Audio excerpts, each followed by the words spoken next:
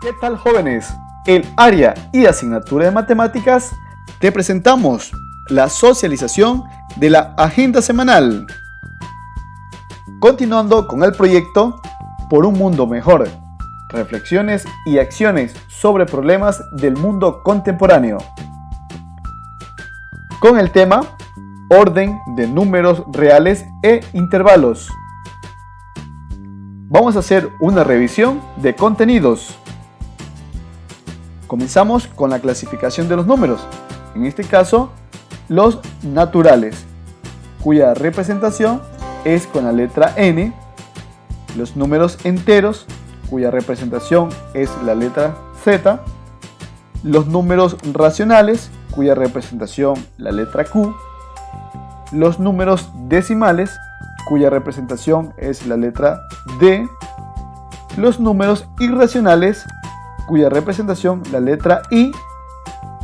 Todo el conjunto de estos números anteriormente mencionados están contenidos en los números reales. Es decir, los números reales abarcan todos los conjuntos de los números naturales, enteros, racionales, decimales e irracionales.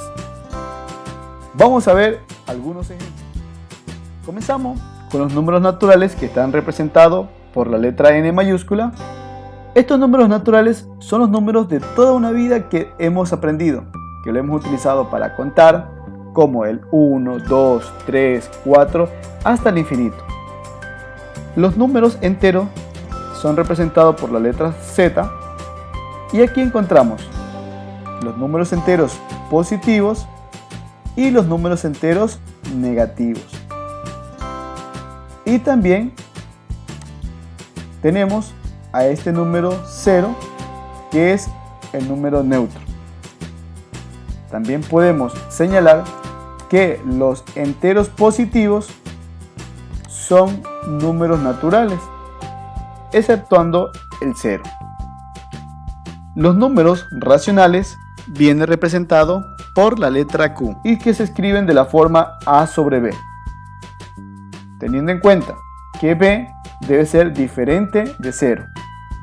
Por ejemplo, 4 sobre 3 o 4 tercios, o menos 7 sobre 2 o menos 7 medios.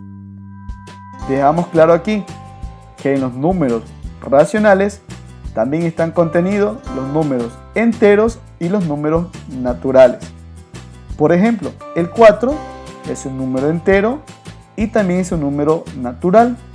De igual manera, el 3 es un número entero positivo y a la vez es natural. En el otro ejemplo, el menos 7 es un número entero negativo y el 2 es un número tanto entero positivo como natural. Podemos decir que en los números racionales también están contenidos los números naturales y enteros. En los números irracionales, que vienen representados por la letra I, son aquellos números que tienen decimales. Pueden ser finitos o infinitos. Cuando se refiere a infinito, es que no tiene fin. En este caso, pueden ser periódicos y no periódicos. Por ejemplo, raíz cuadrada de 2, raíz cuadrada de 3, el tan conocido número pi, raíz cuadrada de 5, son buenos ejemplos de números irracionales. Y, para hacer un resumen, podemos señalar que los números reales, que están representados por la letra R, es igual a la unión de los conjuntos de los números racionales y el conjunto de los números irracionales. Los que no son números reales, ya lo mencionábamos anteriormente, son en este caso un número dividido para 0, ya que este número no estaría definido.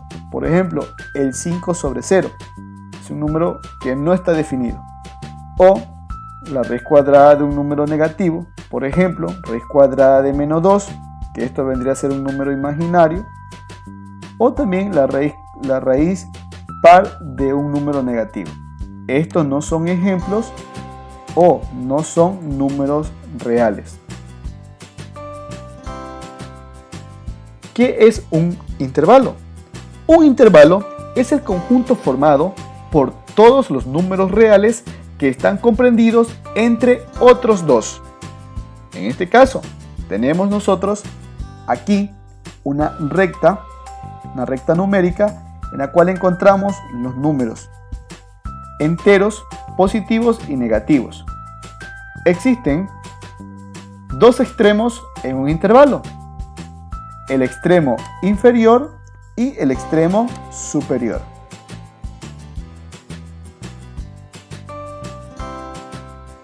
Veamos cuáles son los tipos de intervalo.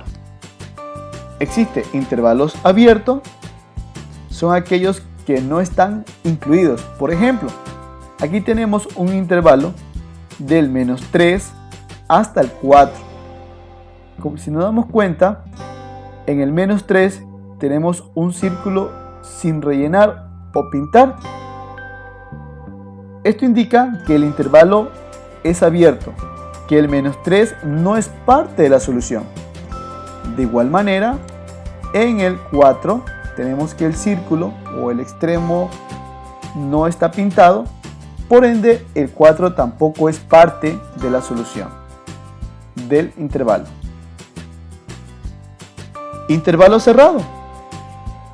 En los intervalos cerrados tenemos, en este ejemplo, de -5 hasta 0, podemos darnos cuenta de que el círculo está totalmente pintado en los dos extremos. Esto indica que tanto el -5 como el 0 sí es parte del intervalo. También tenemos intervalos semiabiertos, como su propia palabra lo dice. Solo uno de los extremos está incluido. Por ejemplo, en el primero dice un intervalo de -6 hasta -2. En el caso del extremo inferior, tenemos que el intervalo está pintado el círculo y en el otro extremo no lo está. Con esto podemos concluir que el -6 sí es parte del intervalo y el -2 no lo es. En el otro lado tenemos un intervalo desde 2 hasta 6, también dejando claro de que aquí tenemos en el primero no está pintado el círculo y en el segundo, en el 6, sí está pintado. Significa que el 2 no es parte del intervalo y el 6 sí lo es. Y por último tenemos el intervalo infinito. Esto se señala cuando a alguno de ellos le falta uno de sus extremos. Por ejemplo, en el primer caso tenemos desde el -4 hacia la izquierda. Hacia acá a la izquierda está el menos infinito. Y en el otro caso, del otro lado tenemos un intervalo abierto en el 1 y se proyecta hacia el más infinito. Continuamos con la simbología de conjuntos. Aquí te presento el siguiente video. A continuación se van a explicar símbolos importantes en el área de conjuntos.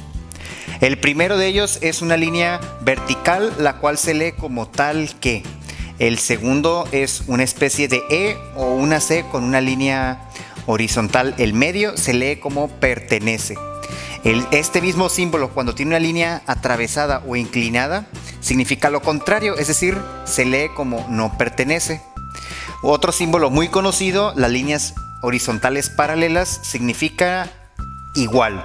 Y obviamente también cuando la cruza una línea inclinada es lo contrario de igual o simplemente desigual, también se puede leer. El símbolo de llaves representa o se lee como conjunto. A un 0 con una línea inclinada cruzándolo se lee como conjunto vacío. y a una especie de curvita como negación. El siguiente símbolo se lee como mayor que. Sin embargo, recomiendo identificar que este símbolo es una especie de abertura. Entonces, como la parte mayor de la abertura se encuentra en este caso al inicio, entonces se lee mayor que. En el segundo símbolo se aprecia que empezamos con apenas el inicio de la abertura, entonces es menor. Y bueno, es una sugerencia que doy para no tenerse que memorizar y evitar errores o que se confundan.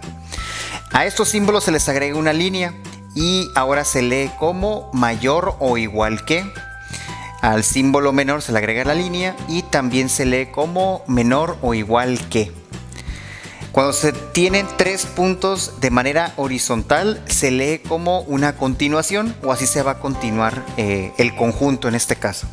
Cuando se tiene a un arco de esta forma, se lee como intersección de conjuntos.